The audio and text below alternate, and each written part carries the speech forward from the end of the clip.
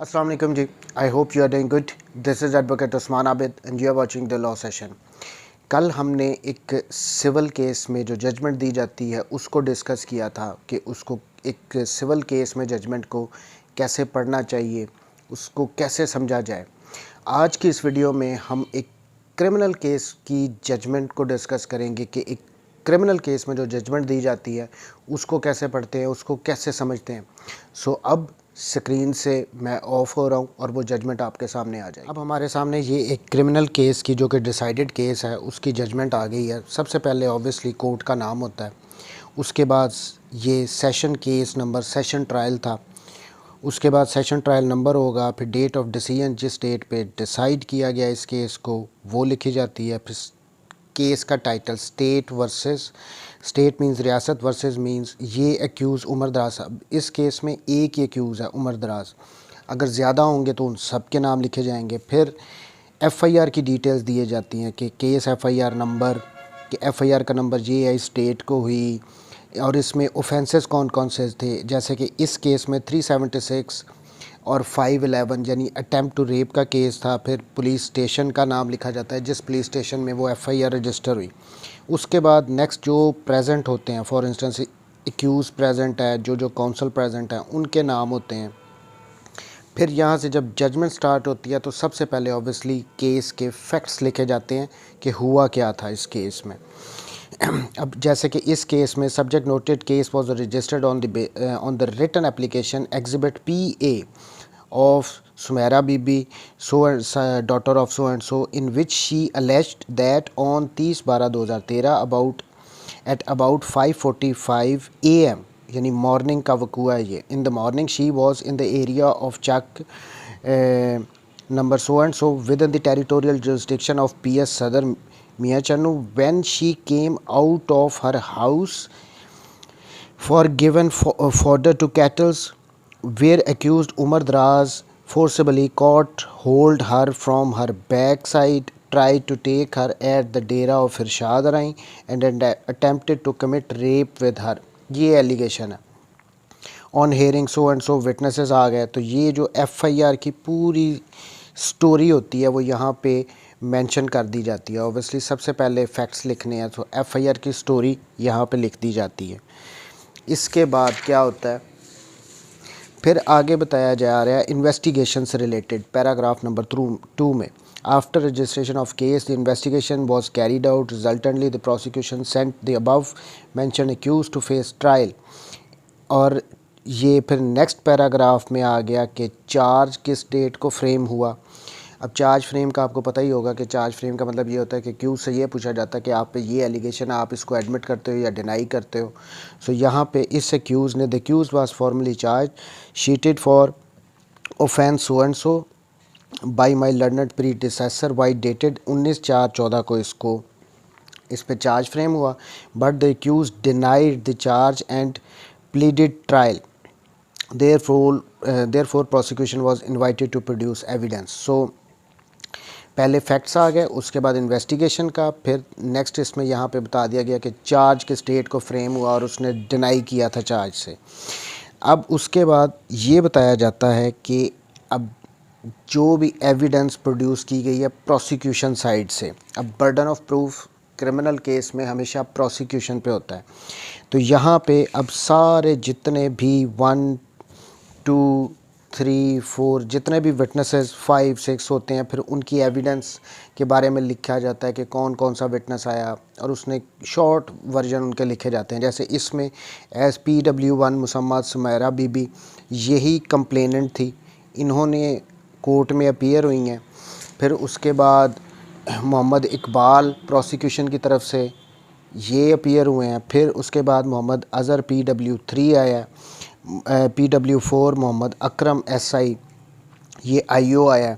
सो prosecution की तरफ से इस केस में 4 विटनेसेस पेश किए गए हैं। सो जितने भी विटनेसेस होंगे, अब ये इनमें से 2 आई विटनेसेस हैं, ऑब्वियसली कंप्लेनेंट और उसका एक आई विटनेस है साथ, ये प्राइवेट विटनेसेस इनको कहते हैं। और ये बाकी फिर फॉर्मल विटनेसेस होते हैं जो पुलिस की तरफ से आते हैं, जिन्होंने FIR रजिस्टर की है, IO जिसने पूरी इन्वेस्टिगेशन की है, ये वो सारे आते हैं। इनको PWs कहते हैं, प्रोसिक्यूशन विटनेस। इसके बाद अब फिर 342 की स्टेटमेंट में एक्यूज़ ने क्या कहा वो लिखा जाता है।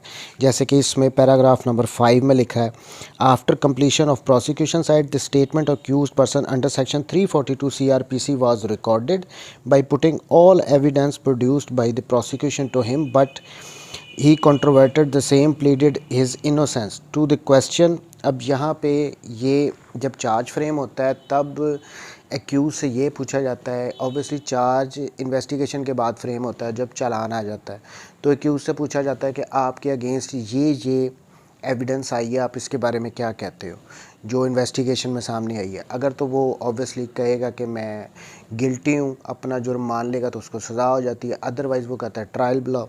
फिर उसके बाद जब पूरी एविडेंस आ जाती है, अगर उसने कहा है कि मैं गिल्टी नहीं हूँ, ट्रायल कराओ, जैसे कि इस केस में हुआ, ट्रायल होने के बाद हमेशा अंडर सेक्शन 342 CRPC कुछ क्वेश्चंस कोर्ट की तरफ से एक्यूज से पूछे जाते हैं।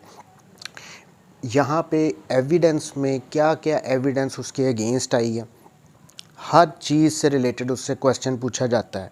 और इसमें सबसे इम्पोर्टेंट क्वेश्चन आता है कि why this case against you and why PWs deposed against him, कि ये केस आपके अगेंस्ट क्यों झूठा बनाया गया और जो विटनेसेस आए हैं उन्होंने आपके अगेंस्ट क्यों गवाही दी है। ये बड़ा इंपॉर्टेंट क्वेश्चन होता है।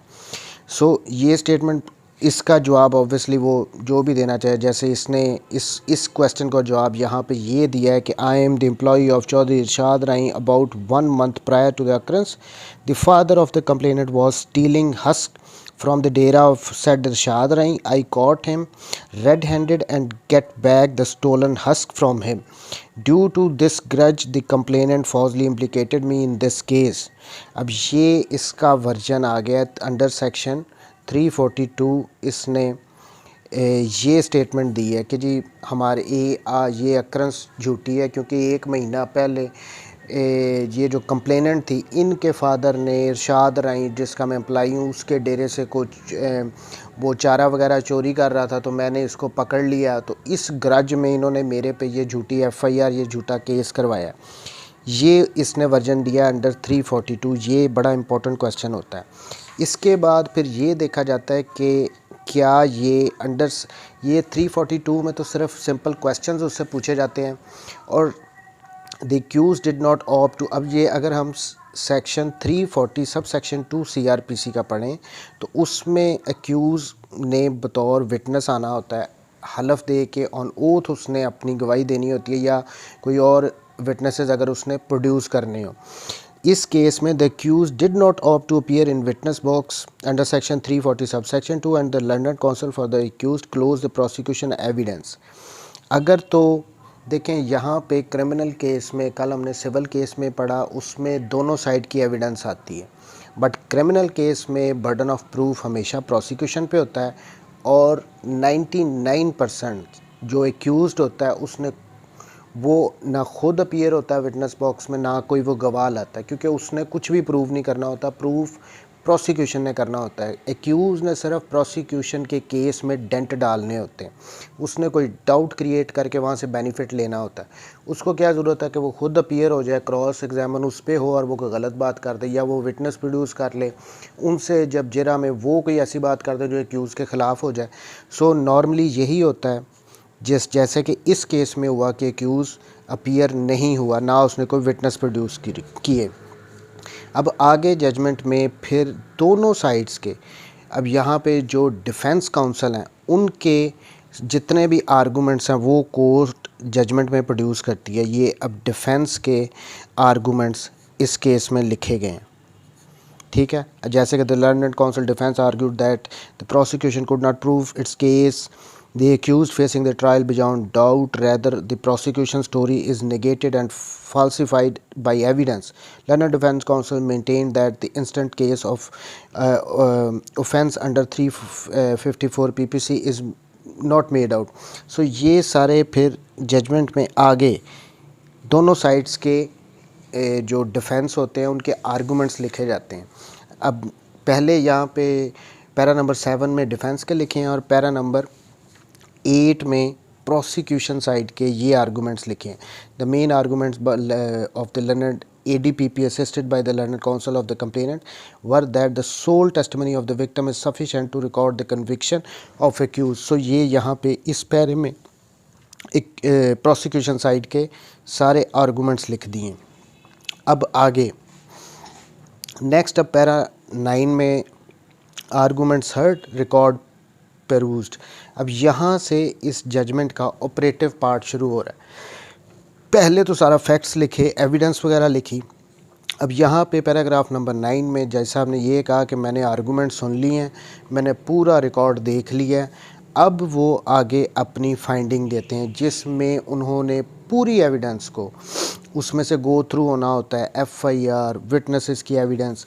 अब यहाँ पे पैराग्राफ नंबर 10, 11 फिर आगे 12 यहाँ तक ये सारी एविडेंस को डिस्कस किया गया है जज साहब की तरफ से इस केस में। ठीक है, अगर कोई बड़ा केस होगा, मर्डर केस होगा, तो ऑब्वियसली वो बहुत लेंथी केस होगा, उसमें काफ़ी सारे विटनेसेस होते हैं। इसमें तो सिर्फ 4 विटनेसेस ही थे। सो यहाँ पे पूरी एविडेंस को जजमेंट में डिस्कस किया जाता है कि किस गवाह ने क्या कहा, मेडिकल में क्या आया, मेडिकल में जो डॉक्टर आया उसने क्या कहा, जो IO है उसने क्या कहा, जो आई विटनेसेस थे उन्होंने क्या कहा। अब इसमें सिर्फ मैं कह रहा हूँ 4 विटनेसेस हैं, इस वजह से मैंने ये छोटा सा केस था, मैंने इसको सामने रखा है। मर्डर केस में यहाँ पे 10, 12, 14 विटनेसेस भी होते हैं। सो यहाँ पे बहुत लेंथी जजमेंट भी होती है मर्डर केसेस में। लेकिन यहाँ पे जज साहब ने क्योंकि सिर्फ 4 विटनेसेस थे, सिर्फ पैरा नंबर 10, 11, 12 में पूरी एविडेंस को डिस्कस किया इस केस की। और पैराग्राफ नंबर 13 में क्या करें, in these circumstances on the evidence produce in the court prosecution has miserably failed to prove the charge falling under section 376 511। यानी जज साहब ने ये ऊपर एविडेंस को डिस्कस करने के बाद ये कहा कि प्रोसिक्यूशन अपना केस अंडर सेक्शन 376 511 यानी अटेम्प्ट टू रेप को वो प्रूव नहीं कर सके। However as a prosecution has proved the complainant Musamma so and so was caught hold by the accused Umar Dras from her backside, hence offence under section 354 is rightly attracted against accused. Offence under section 354 PPC is hereby reproduced as under। जैसा आपने finding में ये कहा कि attempt to case का rape नहीं बनता, लेकिन चूंकि उसने ये प्रूव हो रहा है कि उसने उस डेट पे आके, उस दिन आके, उस टाइम पे आके ये कंप्लेनेंट को बैक साइड से पकड़ा था, दबोचा था, तो इसलिए 354 जो है वो अट्रैक्ट करता है, अटैम्प्ट टू रेप अट्रैक्ट नहीं करता। ये फिर 354 रिप्रोड्यूस इसमें किया गया। और लास्ट पैराग्राफ में कंक्लूड करते हुए कहा है, in view of my discussion above accused Umar Daras is convicted under section 354 PPC instead of offence under section 376 511 PPC। यहाँ पे उन्होंने 354 में फिर उसको कन्विक्ट किया है, क्योंकि लास्ट पैराग्राफ में कह दिया था उन्होंने कि 354 अट्रैक्ट हो रहा है। And sentence to 6 month rigorous imprisonment with fine of ₹10,000 रुपये का फ़ाइन दिया है और रिगरस इम्प्रिजनमेंट 6 महीने की अवॉर्ड कर दिया है। In case of failure to pay fine the accused will remain in jail for 1 more month। यानी अगर वो फ़ाइन ये 10,000 रुपये का पे नहीं करता तो 1 महीना और जेल में रहेगा। He is entitled to benefit under section 382B CRPC।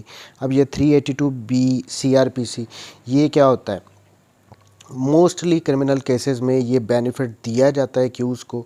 देखें, अगर वो जिस दिन अरेस्ट हुआ उसके बाद ट्रायल कंप्लीट होने तक, चाहे वो ट्रायल 2 साल में कंप्लीट हो या 3 साल में हो या 6 महीने में हो या जितनी देर भी वो अंदर रहा है, वो सारा पीरियड इंक्लूड हो जाता है अगर ये बेनिफिट दे दिया जाए, और नॉर्मली ये दिया जाता है।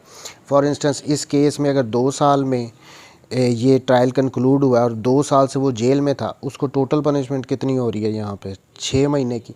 तो ये अगर यहाँ पे उसको पनिशमेंट हो जाती 5 साल की, तो 5 में से ये 2 माइनस करके उसको 3 साल उसने और मज़ीद जेल के अंदर रहना था। बट इसमें तो वैसे ही 6 months की हुई है। Accused is on bail, he be taken into custody and be sent to jail for execution of sentence. उन्होंने कहा यहाँ अक्यूज़ ऑब्वियसली प्रेजेंट था कोर्ट में प्रेजेंट होते हैं जजमेंट सुनने के लिए अक्यूज़, तो उन्होंने कहा इसको पकड़ो और जेल में भेज दो। तो ये थी। अब नेक्स्ट इसके बाद जज साहब ऑब्वियसली साइन करेंगे, फिर सर्टिफिकेट भी जज साहब ने लाजमी देना होता है। जैसे सिविल केस में कल हमने देखा था, सर्टिफाइड दैट जजमेंट को कंप्राइजेज ऑन 8 पेजेस, यानी इसके 8 सफ़े हैं। ऑब्वियसली अगर इस किस्म का सर्टिफिकेट जज साहब नहीं देंगे तो हो सकता है कोई पेजेस अंदर इंक्लूड कर लिए जाएं या उनमें से निकाल लिए जाएं, तो एंड पे सर्टिफिकेट कंपलसरी होता है। Each of which page has been dictated, read, corrected and signed by me, यानी वो जज साहब ने सर्टिफिकेट देना होता है इतने पेजेस हैं, मैंने डिक्टेट करवाया, मैंने इसको पढ़ा भी या गलतियाँ भी ठीक करवाई हैं और साइन भी किए हैं, और एंड पे ये सिग्नेचर होते हैं, डेट वगैरह। तो ये थी क्रिमिनल केस की एक जजमेंट। अब ये एक छोटा केस था, इस वजह से इसमें जजमेंट छोटी है। अदरवाइज़ जो बड़े केसेस होते हैं, लाइक अगर कोई मर्डर केस है तो उसमें बहुत लेंथी जजमेंट्स होती हैं। So thank you very much जी, टेक केयर, अल्लाह।